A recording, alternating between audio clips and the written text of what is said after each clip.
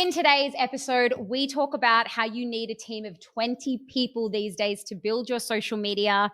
We also talk about scheduling your burnout for later, how to recognize it and what to do. The infamous girl who's driving around a bang bus in Bali currently, that is a good one. You do not want to miss that. We get shared a very fresh perspective on the situation. And finally, about releasing equity to buy your second, third, fourth property. This one is an absolute banger. You're going to love it. What's up, guys? How are we? Exciting. So good. Oh, first virtual episode after our first live one. I think every episode now we're going to have to be like, second episode, third episode, fourth episode. Oh, gosh. What's been going on in your world, Katie? Oh, lots this week. I feel like I've just left you guys. This week has just like flown by. I don't know how you guys feel about that, but I'm like, feel like I was just there and now we're back again. Lots going on. Like I mentioned last week, it's just the mad dash before the Christmas shutdown, especially in the development world. It is just like all hands on deck. So we're currently pushing through a few things through the council before they close on a few of our projects. But yeah, it's just been one hell of a crazy week. I feel like November has just been such a magic month. Like I found myself on the plane back from She's Unemployable and I was just crying. I think for the first time, I just had a moment to reflect on what has actually happened in the month of November. And I just had this sense of overwhelm and I was like, whoa, how have I been able to pull that off? So it was a really beautiful, emotional. I had the guy next to me be like, are you okay? I was like, yes, just let me have this really moment with myself. But it's just been full of pinch me moments. Like I just honestly can't believe in 30 days, everything that we pulled off. Like history was truly made more than once, which is always just such a surreal feeling. So that's how I've just been feeling super emotional, very wanting to journal and reflect and just sort of be in silence. I don't know about you guys, but I've just been feeling like, don't talk to me. And I think that's just the beauty of the seasons. I know we talk about it a lot, but remember that this is that beautiful season. You're probably coming into spring, like you've got to enjoy every moment because unfortunately in this journey, as you guys know, it is up and down. So you've got to like ride the summer season while it's there. For sure. Absolutely. When I was so glad that I booked my flight home on the Saturday night. I woke up on Sunday and I just stayed inside all day. A friend asked if I wanted to go for a walk. I said, I have done my people quota for the next week and I am inside, I'm horizontal and I'm not going anywhere. I'm getting McDonald's for breakfast. I'm not even hungover. I don't care anymore. Like I am recuperating. So it's good to come out the other side of it. But it was so much fun and so worth it. It really was. Me and Yana, I don't actually know if that's her name, but we spent some quality time together. Actually, would you like to reveal to the reviewers your review live? Katie's like, so what happened on that day? Walk us through it. You mean Wanda? Not Yana. Wanda! She wasn't that good, obviously. I forgot her name. Who was Yana? Where was she? Is she going to be offended on the podcast? Yana was the third person that joined us. No, I'm just kidding. Oh my goodness. I do want to share with you both. This is how the universe works, right? In just like the most random, weird ways. I'm sure you've heard of Ryan Serhant before, like the amazing real estate guy that just nod, right? You have? Okay. So I've never shared any of his content ever. I've never resonated with it really. But this morning I was tagged in one of his content pieces and he was talking about how he's just sold a $218 million house. That's correct, $218 million house.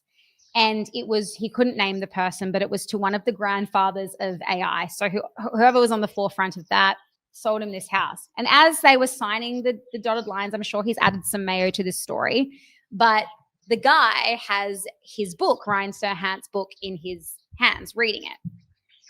And Ryan's like all confused and he's kind of like, this is a bit weird. Like he's reading about my sales book as we're signing the deal for this $218 million house. And he was kind of like, I have to ask, like, why are you reading my book? And the guy was like, oh, I like to know from every single person that I ever do business with, or I just want to know a little bit about them. And he looked him dead in the eye and he was like, the one skill that will never be replaced by AI is sales. And so Ryan shared that on his story today. And I thought that is just so epic. Like, what a great message. I think there's so much scarcity and there's so much fear around what AI is going to do for people's jobs. And I spoke about this last week, whereas I don't think people need to be worried about AI replacing them entirely, but they do need to worry about being replaced by people who are using AI. And so to hear that the sales industry, or even just like when you really isolate sales and look at what it is, which is human connection, to know that AI will never be able to take that away is just so reassuring in my industry, but also for all the women that have, taken the leap of faith and quit their 9-to-5s and actually want to pursue a career in sales. I just thought that was so cool to see. That's the first part of the story. Okay. The second part, as I mentioned, I never share any of his stuff ever, right? Now, I was on a podcast earlier today with Michael Perez, and we were talking. He was a little bit mad at me because I didn't confirm that I was going to be showing up. And then literally right before we went live, he sends me the link and I rock up. And anyway, my chaotic brain, right? I was ready to show up. Anyway, we end up having an incredible chat. We're vibing. The energy is high. And at the end, he's talking about all the things that he can do for me. He's like, you need to have a knowledge panel in Google and you need to do all these things. Like, you're going to be an incredible thought leader in the space, blah, blah, blah, blah, blah, right? He then watches my Instagram story and he messages me and he goes, you know that I built Ryan Serhant's website, right? And I was like, what? He sends me the contract, I guess, just to sort of show me that he's not lying, because there's so many people out there that's like, oh, I worked on Alex Hormozi's team and I did this and blah, blah, blah. He sends me the contract to show me that he worked on Ryan Serhant's website. And I was like, what are the chances that has transpired today the way that it has? I share that story. It gives me a really great message. I then go on that podcast. He tells me he's done this and he wants to work with me. And I'm just like, wow, no words. That's a very close connection and coincidence. That means you're only separated by 2 degrees now, doesn't it? 1 degree between you and was it Michael, and then Michael and Ryan. You're getting closer. Well, we're like WhatsApping each other now, me and old Mikey. So who knows what doors that are gonna.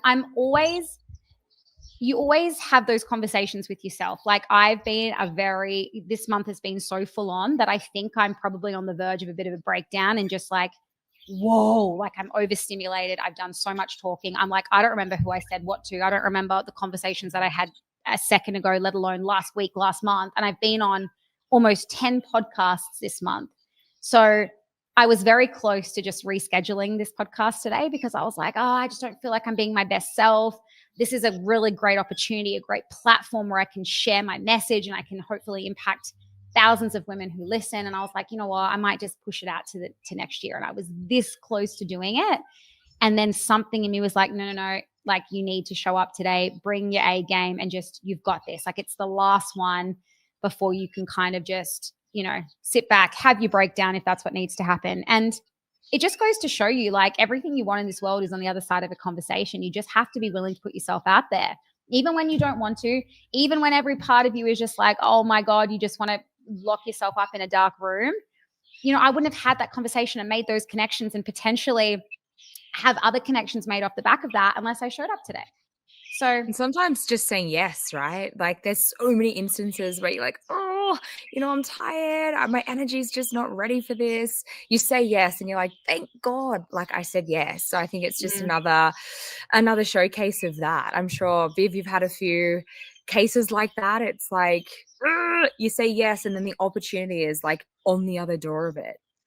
Especially when you're in the building phase. I mean, like, if I think about my ideal bedtime, it is 8:30 p.m. at night. Love to be in bed, but I also recognize that the season of my life right now is building. Get out there, say yes to everything. And so there's so many times where I think, don't really want to go to this dinner, don't really want to go to this event, whatever, and you just go, and it's the one conversation. I mean, I've had, even just me moving to Australia, right? Had that not happened, the flow on effect of the business things we've learned about, the connections we've made, like there's just absolutely no way that would have happened if I'd have stayed in small town New Zealand. And all, it only takes, I remember I met one of my amazing friends at an after party at an e-commerce event, which I was, again, so tired. And had I not thought, this is the season of life you're at, I mean, I don't even have to ask myself that now. I just do it anyway. But if I had been all full comfort zone going like, I don't really want to go, I'm a bit tired, then there's time for going hard. And then there's time, like I said, on Sunday, lie down, like you say, Brooke, heavy breakdown, just like horizontal in the cave, curtains shut, sunny outside, don't care. Just you have to say yes and then know when to switch off as well, because it just pays dividends. And this could be the one conversation that changes things, gives you an opportunity you didn't realize was there. Totally. I'm curious to ask you both, like, what are your opinions on showcasing that side of it as well? Because I know so many mums who want to start a business or who have been toying with the idea of saying, leaving their 9-to-5 and joining remote sales. And we all know that, social media is a highlight reel. You see a very small fraction of my life. Something that I made a commitment to myself when I sort of started to share my journey and started to have a bit more of a role, I guess, in as a public figure, if you would even call me that, is like I always wanted to show both sides. Like I wanted to normalize the fact that some days I am breaking down, other days I'm on top of the world. And people really resonate with that. That's my best performing content and I don't do it. It's not a performative thing. So it's not like I'm like, Brooke, you're going to cry at 12 p.m. and record yourself. It's nothing like that. It's more just I want to show that, yes, there is a pot of gold at the end of the rainbow, but you've got to endure the storm. It's like the storm looks like this. It looks like I haven't moved off this chair today. I really haven't. I'm wearing mismatching pants because they won't do up, stacked on a few kilos while I've been away. That's a bit of a hard pill to swallow. Literally just ate my lunch. It's 2:30. I had to cancel the last part of my last call because the Gojek was just ringing me off the hook like, Brooke, get down here and actually pick this up. Like, I'm waiting for you. Like, that's the reality sometimes. Someone approached me to record a podcast, or it's more for a YouTube channel, and they wanted to follow me around for the day and shadow me. And I said, you do realize I'm essentially a computer nerd that happens to sell vibrators. I sit in this chair all day, every day. Sometimes I go out and do random things or talk to other people. Sometimes I do a podcast and I think my voice isn't even warmed up because I haven't spoken to anyone today except for my housemate at 6:00 in the morning. And I said, this is not going to be very engaging content. I'm like, we're going to have to choose a day when I'm out and about or doing something, because otherwise I don't even have sunlight facing my desk. I'm like, I'm in the corner in a cave with some low yellow light on. I'm like, this is not good content. But that is so the reality. Yeah, It is the reality. Yeah. And I do make an effort of maybe not showing so much I don't show myself on the couch, because those days after work and on those days I'm on do not disturb. I try and put my phone away from where I've got it so I fully disconnect. But I certainly make a point of, I showed up yesterday on Instagram stories marinating in my fake tan versus today is is the end result, but I try and keep it real in that sense. So there's no false illusion of what is really happening behind the scenes, I guess. Yeah, I think it would be super cool, probably for me and the listeners, to maybe talk through your sort of how you control your social media, because you guys are both pros at producing content, putting content out there. You're so consistent. Like, I see you guys popping up all of the time. It's definitely something that I have struggled with on a personal front, but I'd love to kind of get your tips on it. Do you use any certain programs, platforms? Like, why don't you go through your social media strategy for you personally, not so much your brand? So mine, I mean, I'm going to be really honest with you. I have a lot of help with my social media. It is to push out as much content as what you need to in order to grow organically. It does require a shit ton. So I work with a social media manager. I have a video editor. I also have a podcaster. I have so much help. I even had someone just recently completely rebrand She Sells, give me Instagram story covers, like all of these things to sort of take things to the next level. There is no way, and I'm not going to say impossible because it is possible, but there is no way, given the size of where She Sells is and all the other jobs that I have to do, that I can purely just focus on growing my social media. That's just not something that I can do by myself. What does it kind of look like? Do you have like a strategy of videos before you begin filming? Like, do you have like a certain strategy and then you're like, cool, today's my filming day? What does that sort of look like? So I wish that I did have that. But no, I meet my social media manager twice a month and we go through what's trending.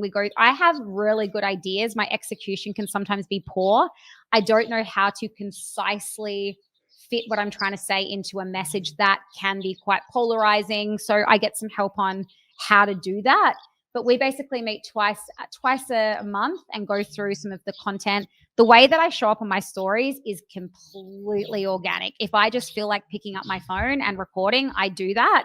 Today, I actually recorded a video of me going, hey guys, I thought I just wanted to quickly jump on, and I actually made myself vomit. I hate, like with a passion, I hate saying that. I just wanted to quickly jump on here. It's just, I can't even say it now.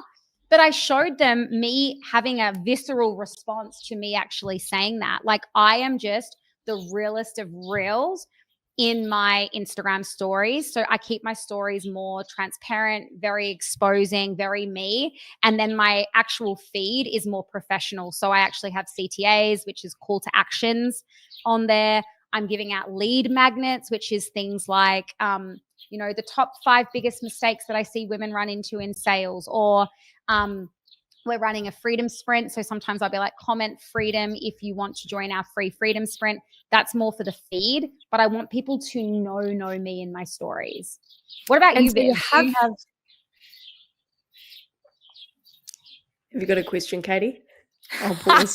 I have so many questions. Oh my God.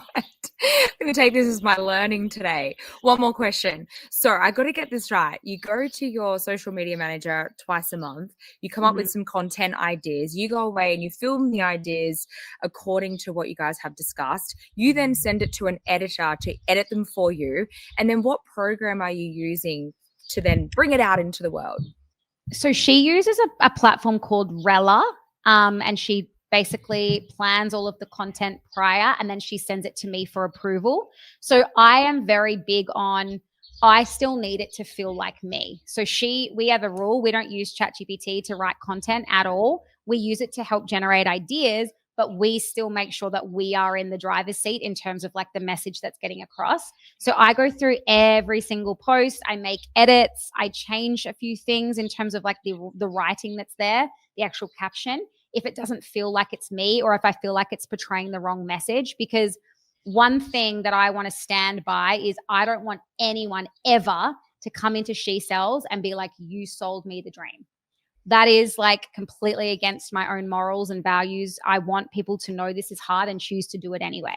So if any of my messaging, and if you actually look back down in my Instagram to like the very beginning, I did sell the dream. I was one of those Miami girls just being like, oh my God, all I do is go to Pilates and, I make 20K a month.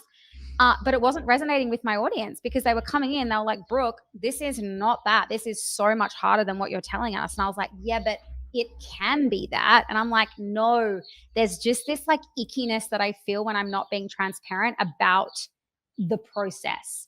And so the way that I like to look at it is you can either decide to fly economy or first class. At the end of the day, you're both still going to get to the location, to the destination, I should say. One way, you could be sitting next to people that don't fit the seat properly. Maybe there's a lot of turbulence. Maybe your meal got stuffed up. Maybe this, maybe that. However, if you endure it, you're still going to land in the place that you want to. Some people choose to fly first class and have a better experience, but ultimately the turbulence is still the same.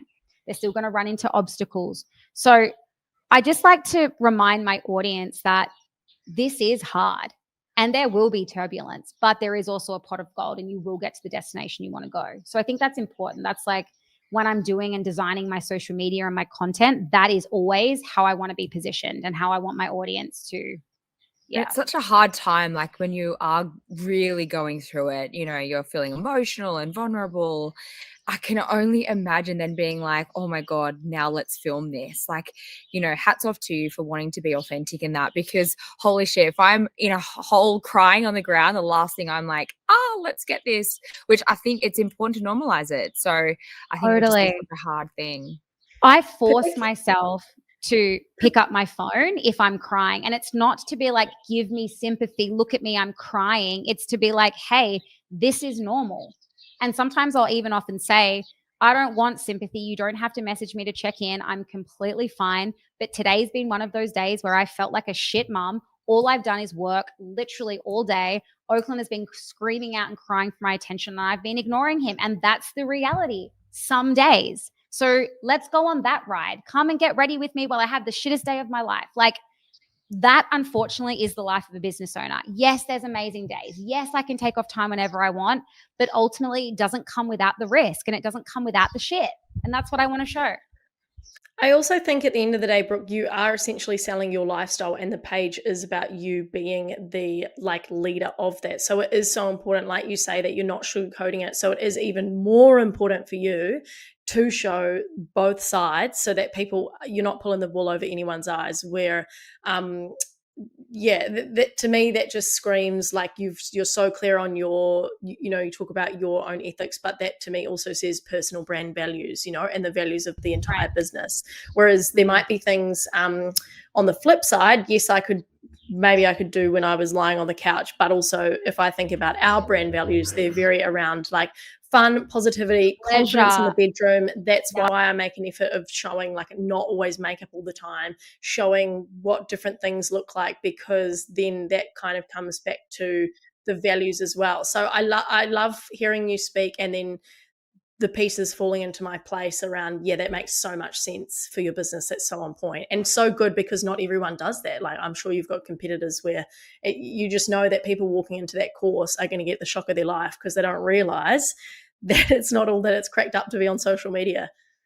Right. I feel like I'm preparing my client for not only the journey, but post certification. When they actually land a job, they need that grit. They need that resilience. They need to be able to understand that commission only is seasonal, which means 1 month you could make $40,000 and the next month you could make 5. And you need to be okay with that. And you need to prepare yourself for those seasonal changes. So if I can do that from the front end, they get in there and they're totally chill.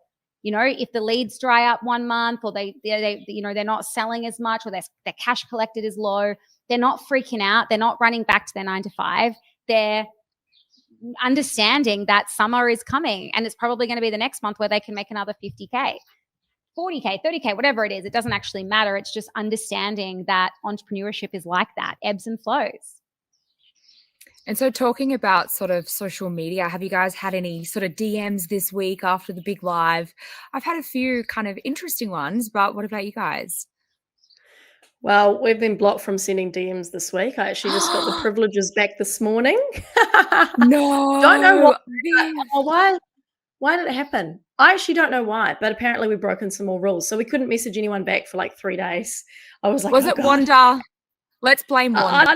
I don't know what it was, but yeah, we lost our TikTok account this week, and then our backup one, and then now we lost our I've been on stories a week being like, hey guys, 48 hours to go till I can message you back. Just a reminder, if you want customer service, this is not the inbox for it anyway. So that's been our wild ride. But I mean, I'm sure people will enjoy it. But that's our version of keeping it real, is taking the piss out of it a little bit, because everyone then feels a part of it. Like, we always keep people updated when we get little bans or what we're going to do, or then I'm taking the piss and going and be like, all right, Instagram, here's some PG content. Here's me making a smoothie instead, and go off down another track.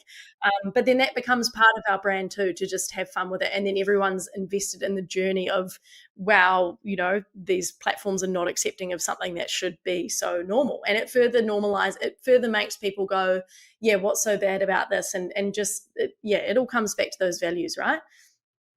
There's still quite a lot of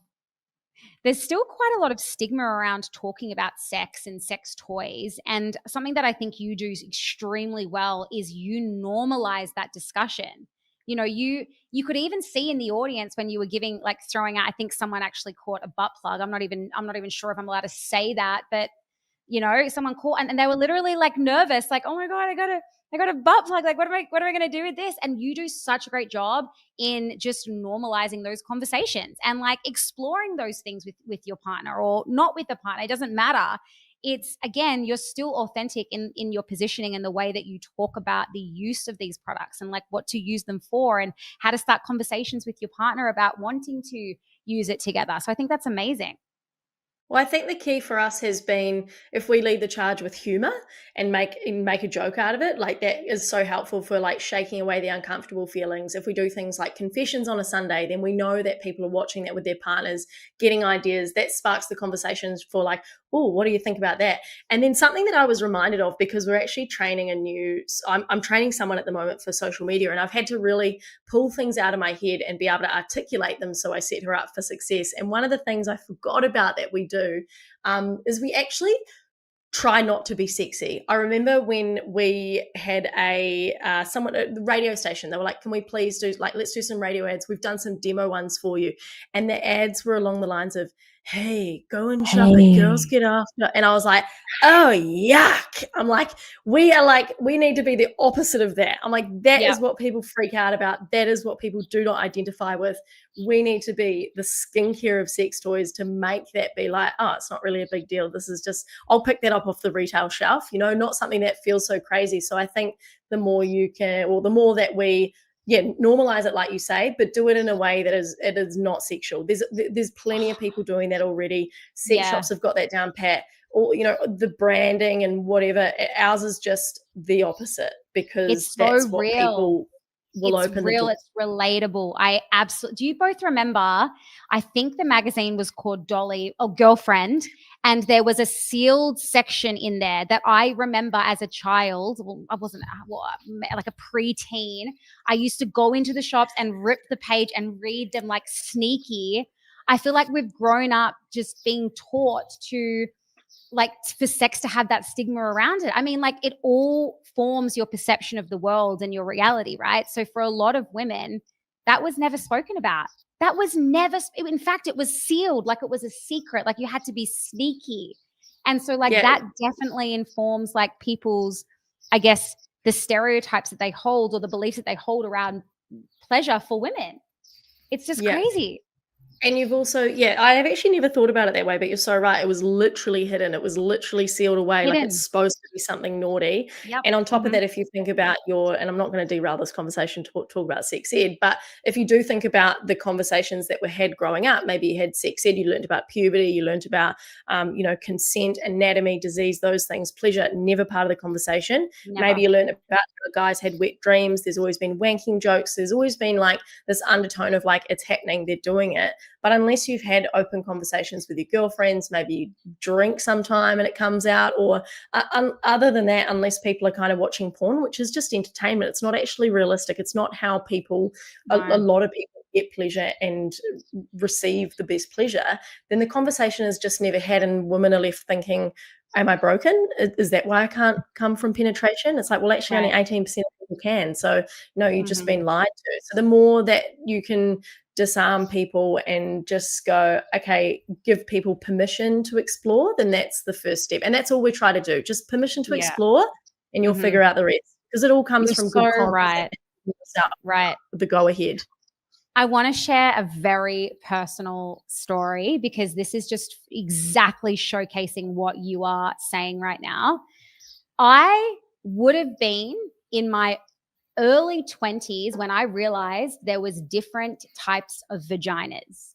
Now, I was camping with some girlfriends. It was over New Year's, and we just happened to get onto the topic, which, by the way, it's honestly not something that I ever spoke about. Even in my early 20s, it was just like not forbidden, but you kind of just didn't speak about it. So we'd had a few drinks, we were camping, we were in the showers together, because, you know, when you're caravanning or camping, you have like communal showers.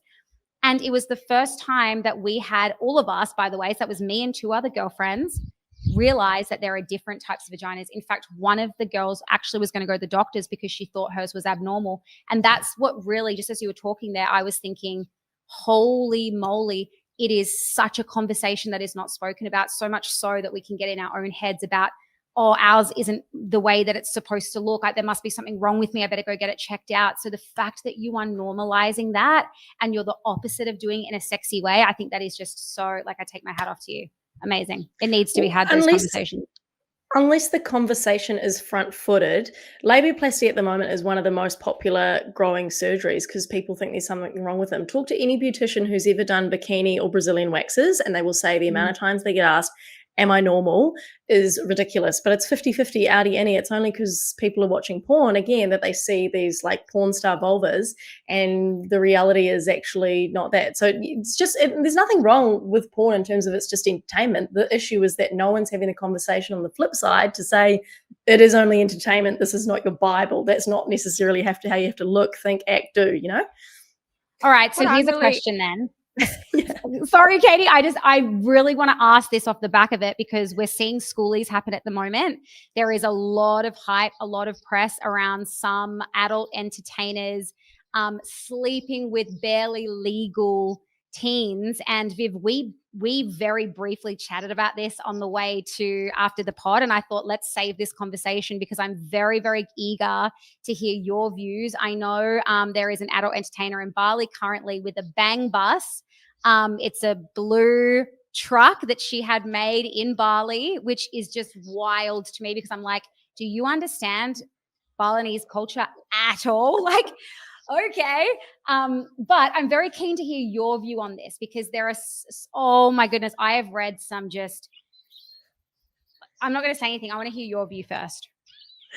So for those listening, I guess there's a big trend at the moment around like OnlyFans creators almost like trying to one-up each other in order to get in the media with different stunts that they're doing. So you had Annie Knight and Lily Phillips have just been in the Gold Coast for schoolies, and then previously Bonnie Blue did did she sleep with 1,000 men or something like that, like broke a record in one day. Yeah, in one day. And so I think at the end of the day, you know, if we take away, imagine 100 years ago, if someone was sleeping with someone out of wedlock, the emotional response probably would have been the same. Like, that is disgusting. How dare they? Whatever.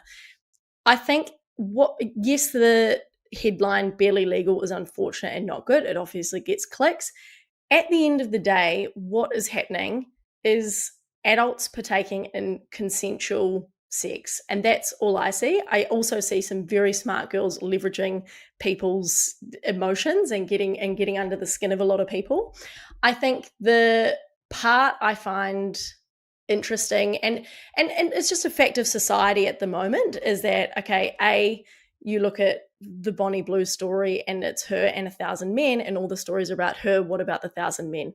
So, and then there's also the conversation when Bonnie Blue was getting the peak of her press, I had quite a few guys in my life obviously confused, thinking, well, I guess it's okay because she's consenting. But then they were asking me, what do you think of that? Because you could tell they were confused. Like, how am I supposed to react to this? Am I supposed to be, you go girl? Am I supposed to be, I don't get it? And I said, the fact of the matter is that at the end of the day, regardless of whether you would like to do it yourself or not, or whether you're happy with that, or whether that fits with your likes and dislikes, all good, doesn't matter. It's consensual sex in my eyes. What I find interesting is that society is so obsessed with talking about that, which is essentially consensual sex, women earning money for themselves.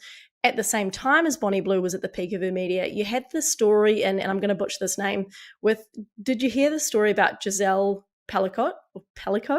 So she was drugged for over a period of 10 years by her husband in small town France and raped by over 70 men, and it was all video recorded, and they only found out about it because he got caught videoing upskirts in upskirting people in a supermarket. They took his computer, found all this evidence. They would have otherwise never found this.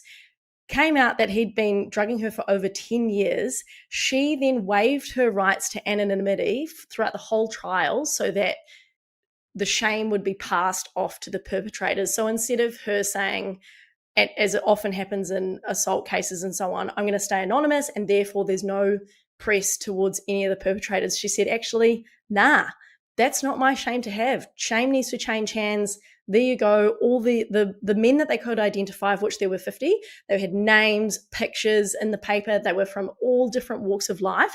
Not one of them had ever said something.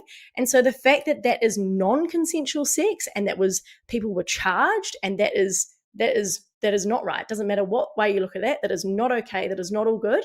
And that doesn't get the same awareness that essentially consensual sex does. I think that says a lot about society and what people are obsessed with, because at the end of the day, whether you like it or not, that is consensual, that is people making money, that's power in the hands of women, which maybe is quite different. And then you've got an actually really disgusting, proven, filmed, it is not up for deliberation, named, shamed, huge deal, A, for the act, but B, for her to say no, shame needs to change sides. And none of the guys that had asked me, what do you think of Bonnie Blue, had ever heard of that news story. So it also goes to show where the obsession is and what social media is showing in the news. So that's what I think about it. I think, look, I don't want to sleep with 1,000 guys, but actually you do you, and good on you for making the most of what people are obsessed with. But the fact that we're obsessed with consensual sex rather than non-consensual, that's where the issue lies for me. Stunning. Wow. I must be living under a rock. Someone has slept with 1,000 men in what? We'll send you the links, Katie. We'll send you the links. Yeah. Where have I been? Oh my! You've been traveling around Australia. That is news to me. I'm going to have to look this up.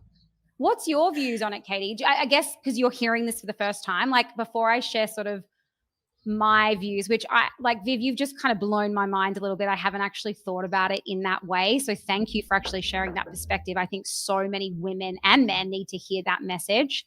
I guess for Katie, this is going to be a completely fresh perspective because it's the first time you're hearing it. Like, what comes up for you? Look, it's a pretty big tagline, 1,000 men. Like, I think that, I don't know, it's kind of shocking, that type of tagline. I don't have a huge amount of thoughts around it because I need to look this up. But that tagline, I think you can see how it's going to get traction.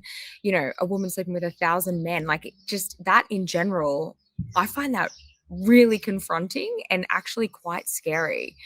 I just wonder how her life is after this experience. Like, is she quite young? Like, how is this going to then affect her at a later date? Like, obviously it's consensual, so it's all amazing right now, but holy shit, like, how are these decisions going to affect her life for the long term? I really don't agree with it. I'm going to put it out there. Consensual or not, like, this really scares me. Like, where the hell are we going in the world? This is crazy. This is insane. Yeah. Katie, I'm so in the middle of you both. Like, this is just so interesting to me. I watched the Lily Phillips documentary, and there was an unseen part. Actually, I'm not sure if it was shown or not, but I watched a clip from one of the producers who showed like a behind the scenes moment where she just broke down crying. I think she had just done something crazy, like 100 men in 1 hour, like wild. And he had asked her straight up, like, how do you feel? And she just burst into tears, like literally just, so it was almost like a really dark presence was there. Like, she just broke down. And then what he was actually saying was really quite bizarre, is that after that had happened, then she was on to being like, all right, I'm going to break the world record. Like, I'm going to do 1,001 men in 24 hours. So it was kind of like this huge amount of overwhelm. And I guess, well, I would be making assumptions, so I'm not even going to say what she felt. I have no idea. But to see that side of her and just really break down after something like that, which we can all say would have definitely an effect on you, right? Like, it would need to. You would need to be a non-human to not let that affect you in any way. To then be able to click your fingers straight away and be like, oh, well, on to the next thing, which is going to be this. Like, that honestly, it makes me feel so just weird inside. These emotions are coming up that it's just like, what the actual fuck? Like, seriously, that's insane. That is actually insane. I'm going to have to put some research into it. But look, girls, I think the initial reaction is exactly how I felt. I think society has like that is just very jarring, because I think with anyone seeing that, you put yourself in those shoes and you go, that's not really for me. I think that there's still an element of, well, if you had sex with your husband 1,000 times, then is there still an underlying sense of purity culture and what sex means, and this like worthiness of women connected to how many people they've slept with, and when you compare that with say the way that you look at the way that Girthmaster is celebrated as a porn star compared to other OnlyFans creators at the moment. I also have a fun fact for you. Guess what the most visited website in Australia and New Zealand is, and on the internet? By how many per month? Oh, sorry, the last 90 days. Last By 90 how many days? visits? Oh, geez. Millions. Hundreds of 2 millions. million. 2 million. And that's just Pornhub. So think of all the other porn sites. So I think again, not for me, but at the same time, when people are, really, you can see the comments on those creators' pages and they're really coming for these people. I'm like, but you're all watching porn. You're all watching porn. So don't act like you've got a problem with porn. What is the real issue for you here? Is it that it's women making money? Is it that the power is back in their hands in an industry which has traditionally been, they've been pimped out? There's a lot of sex trafficking. There's been so many dark things in that corner of the internet. So although the act itself is so hard to get your head around, where is the outrage actually coming from? Because I think it's rooted in women's power, if I can be completely honest. I think regardless of the act, that these people in these comments do not have a problem with porn. They're for sure watching it and they're subscribing. That's why they're making money. Yeah. I mean, most of the comments are coming from women, and disgusting comments, mind you. It's really quite, you really have to brace yourself to read some of the things that they're saying about these women. So I definitely agree, Viv. I think there is definitely a level of seeing a woman in power. And let's be real. I mean, gosh, their marketing, what they're using for clickbait is just fucking smart. Like, they're literally trying to piss people off. And what we're doing just so easily is following suit. Like, we're the ones getting so mad. We're the ones sending all the hate, all the energy, which is in turn making them a shit ton of money. So if you really don't agree with it, if it really goes against your morals, your values, the best thing you can do is nothing, is literally keep scrolling.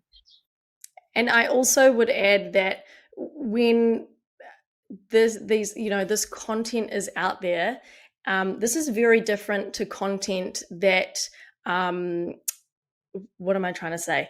If you don't like the content, then that's the end of it. It's not like it's not like I'm going to go, maybe I would actually like to sleep with 1,000 men. I'm sure there's people out there who'd be into that. Like, people are into, the most creative things you could think of, but it's not actually hurting anyone in the way of, like, it's not turning a group of people against one another. It's not like you look at, say, like the Andrew Tates of the world, which are like really misogynistic undertones, which actually go on to have really damaging effects.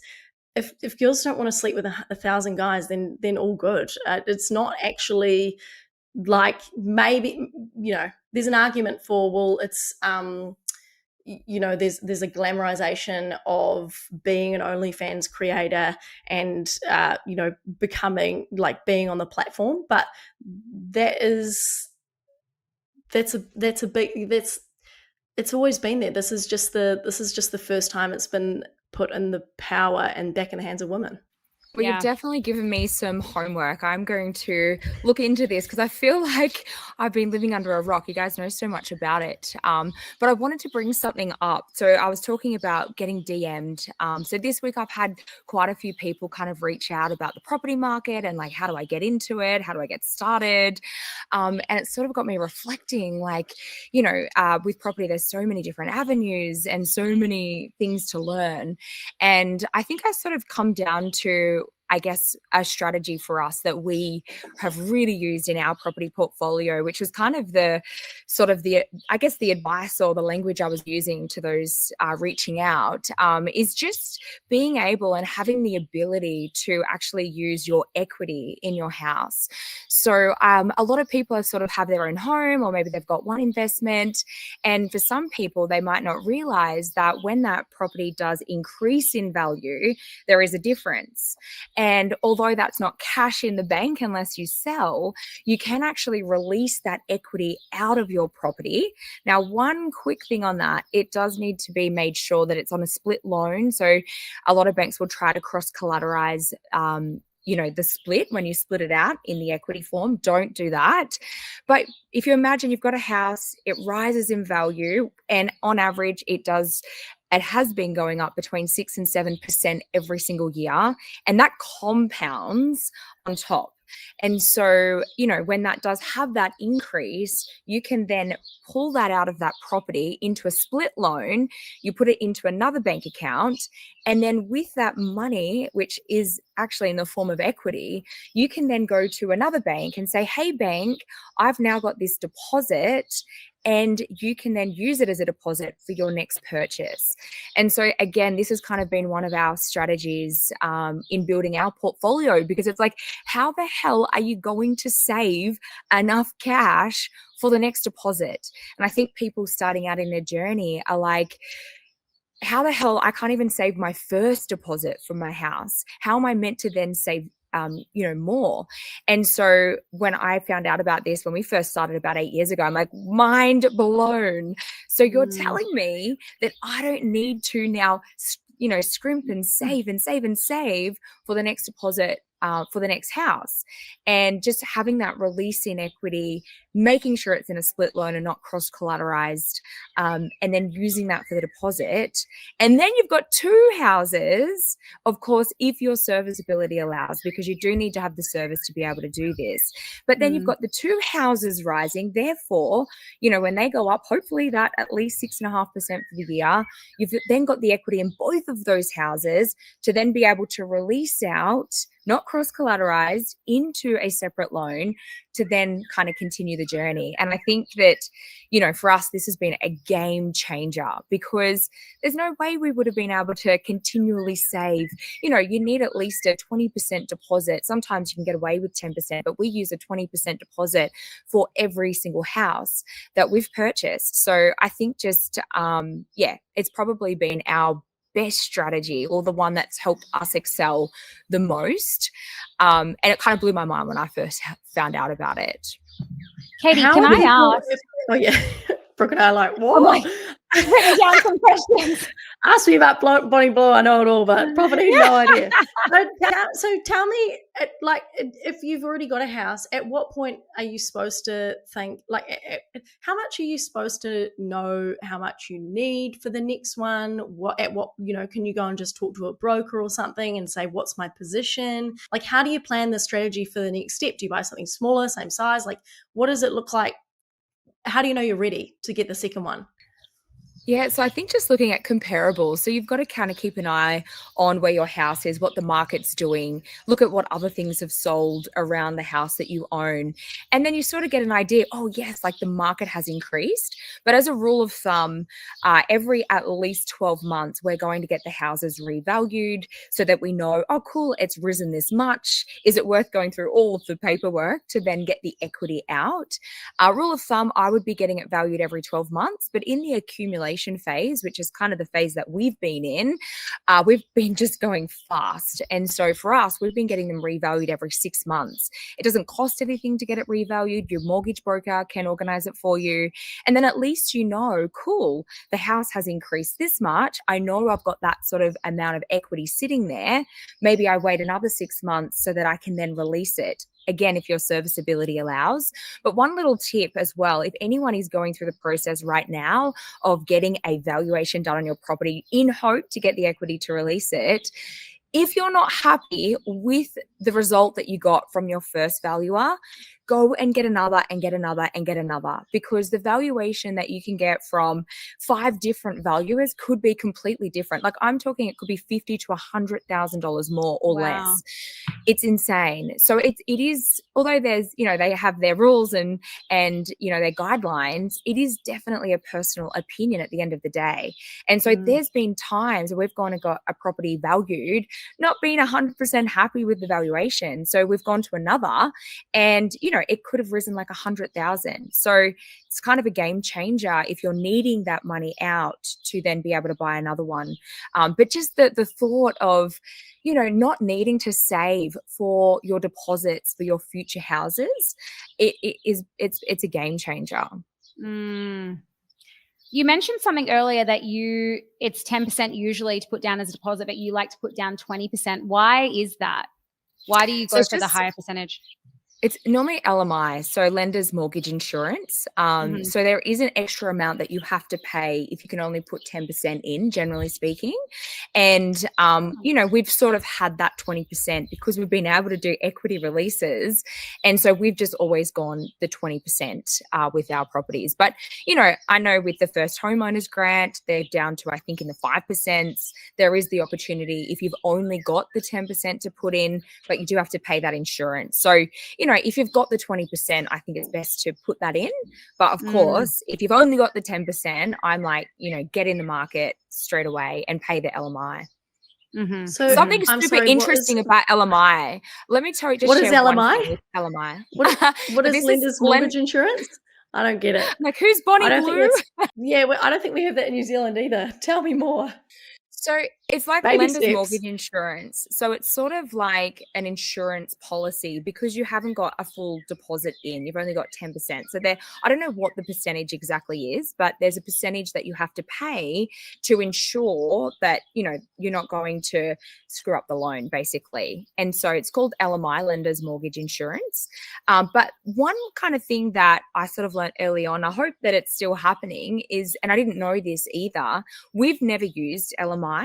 But what I have heard is that using LMI, lender's mortgage insurance, and it goes down to the 10%, it means that house, you don't have to keep paying that LMI. So for example, let's say you have a property, it goes up in value and you release the equity, but you only put 10% in and you paid the LMI at the beginning when you first bought the property. When you release the equity out, you can go back down to the 10% without repaying the LMI. So I didn't know that was actually possible, but I have heard of people doing that. So it kind of gives you more release, hopefully for the next deposit for your next house. One more question on LMI. So it's not a see you later cost, it's actually insurance. And does that mean if you can't make your mortgage payments, they're paid or something? Or what does it actually do? Yeah, what's the insurance? It's an insurance because you don't have enough cash into the property, basically. And it is goodbye, see you later. So you pay it, it's done, you don't get it back. But what you can do is when that house increases and you go to pull the equity out, you don't have to pay it again. So it goes down to that 10% margin and you pull out the 90%, for example, and you don't have to keep paying LMI over and over and over from my understanding of it. I haven't actually done it, by the way. We've always paid the 20% on our properties, but pretty cool that you can go back down without repaying the insurance. So the insurance is only for, like, let's say you purchase a property, you only have 10% deposit, they make you pay the LMI. You then use the equity to buy another house, which you only have 10% deposit again. You don't pay the LMI again. Well, you would on the new house. So if on the new house you could only pay the 10% and you couldn't release enough, you would pay it again on the new house. What does the insurance? I mean, I get what the insurance is for, but what does it actually give you in terms of cover? Like in case you don't make your mortgage repayment? It's more for the banks. So it just means that if you don't have the 20% cash, because, let's face it, properties these days, people could be spending $1 million. Like, who has that type of money as a 20% sitting around? So some people might just get together a 10%, but you do have to pay the LMI. So it just allows people to get into the market faster, because if you're going to save your way to another 200,000, like, our savings rate these days is so low. Like, how hard is it to save $300,000-$400,000? And what's the LMI? What? So, how much is it? Yeah, 'Cause so this- is that so normally you need 20%, but you might have 10% and what, 5% LMI? Is that what you're saying? I Then don't you know might as what well the just actual wait. percentage is. No, it's not that much. I don't know what the actual percentage is, but it's only a small amount. But it's kind of like just, money that you don't need to spend because it's gone. You never get it back. I don't know what the actual percentage is that you have to pay.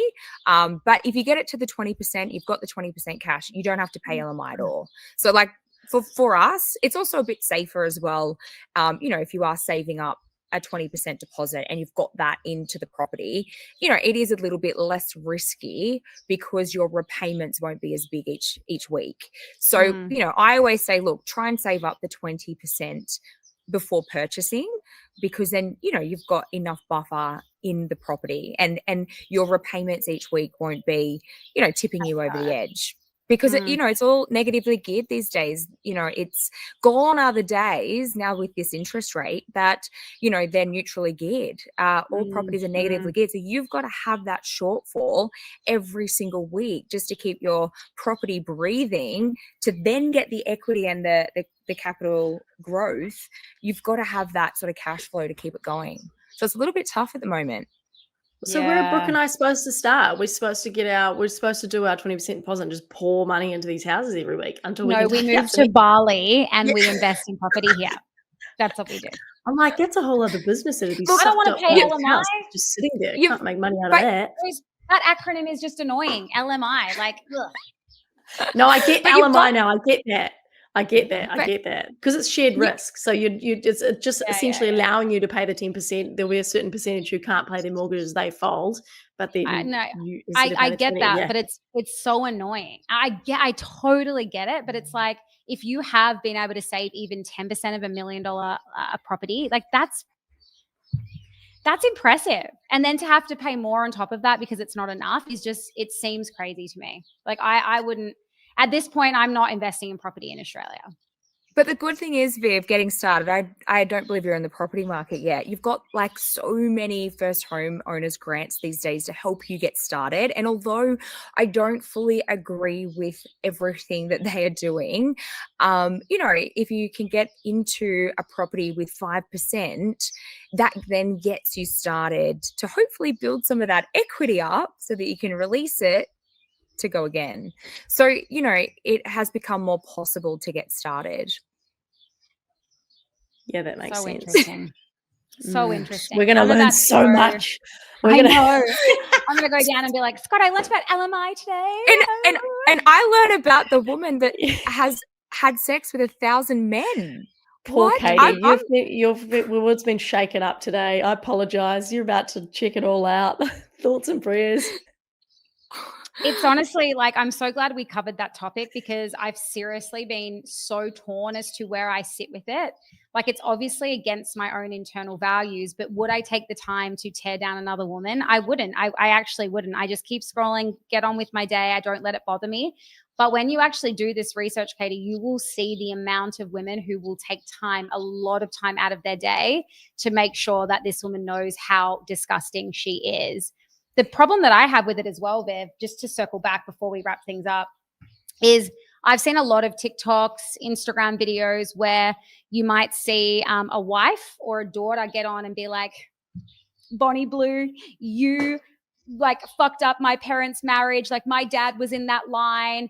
No accountability for the male, all the responsibility and the abdication is all on the woman. And it just goes to show you, like it really does with what you were talking about, how it's like, what's the intention here? Like, where is it coming from? Where is this like resistance? Where is this hatred? Because that's seriously what it feels like towards this woman. Where is it coming from? And are you actually thinking carefully about who's to blame here? Are you putting that on the right person? Very, very interesting. I'm not a mum yet, but you said that she's at schoolies. And so does this mean, Brooke, how the hell would you feel? Like your son growing up, he's 17, 18, and he's in a line? That's what people are doing? They're in a line? What? Well, if that was my son, I personally would take responsibility and feel like I haven't educated and there's not been enough conversations around just around sex in general. But at the end of the day, like, he's his own person too. And if it is consensual, which it is, and he's of age, like, I wouldn't like it, but I'm not like, I don't even know how to really articulate this, because it's like, it's hard to visualize that first and foremost. And I don't really want to have that image in my head. But at the end of the day, I can only hope that my son is raised being able to make decisions that feel good for him. And if that is something that he feels he needs to do, then. And like, it's also consensual, but let's hope it's also safe. Like, that's a lot of people. Yeah. And also, at the end of the day, the fact that it's got so, like, it all can't, you know, of course, I hear that, it makes me feel, because I put myself in those shoes and I go, not for me. It's very jarring.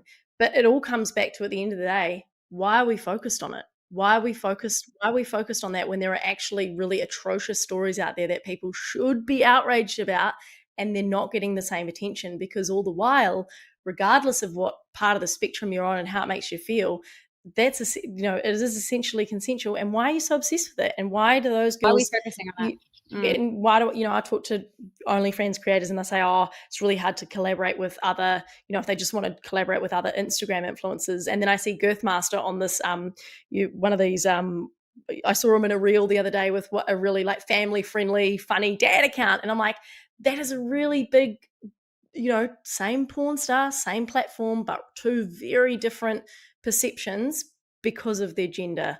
And I think there's a lot of, it's a very good topic to make you stop and think and go, it's actually no one's fault. It's society's fault that we think the way that we do. But what if we start to say why, what is the issue here? Then it's really interesting to see where you land and where the focus should be. Well, in 20 years' time, are we going to be having this same conversation? Because if we spoke about earlier about how magazines concealed it off, and how, like, and to be fair, if you recall back to what was in those magazines, it was all about how they bled through in school and how embarrassed they were. Like, that's what we were reading, and that was sealed off. Like, we couldn't, like, that wasn't something that we could openly talk about. So it's not surprising to me that we are obsessed with this, because it's so outrageous and it's so not something that we are used to seeing. So in 20 years' time, it could be a very different discussion, very different conversation, because we are more educated. We are starting to normalize this and learn and behave differently. So yeah, I've loved today's conversation. I think you've given me a really interesting perspective to go away with, Viv.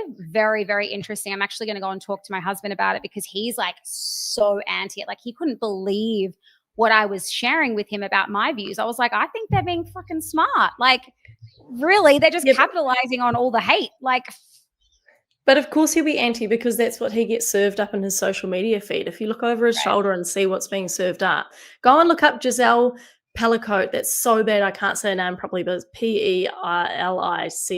Go and look it up. That will, people should be reading about. Well, I hope everyone has enjoyed this. Yeah, serious? No, really, really good. This is very thought-provoking, but that's the point of this. It's like, we want to have these conversations that no one else is having. We want to air it out there. We want to share what everyone else is thinking but not saying. So I applaud you for being brave enough to actually say what your views are around such a controversial and very, very, very, it kind of feels like the same conversations when the COVID vax came out. You were either this or that, and there's no in between. And if you are not that, then I will not talk to you. That's literally, I've been in the middle of some of conversations where I'm like, I don't think I can share my opinion here. I don't feel safe enough to actually share my view on this. So I really honor and respect how vulnerable and just open you've been about this, Viv. So thank you. Anytime. Beautiful. Well, thank you for listening, everyone. We'll catch you next week.